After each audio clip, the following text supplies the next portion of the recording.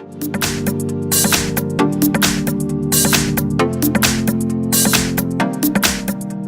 I have GIONEE M7 Power, and let me show you how to change language on the following device. So at the very beginning, let's start by using the home screen, find and select settings. Here you need to scroll down and select here the more settings under advanced settings. Here you need to find language and input, and let's tap languages at the top of the list. As you can see, in my case I'm using English, but I can choose other language, and here you can choose one of the following languages, and to change the language let's just place it into the first position. If you would like to go back to English, let's do it the same. Let's place English into the first position, and that's it. Now you are using the English version of your device.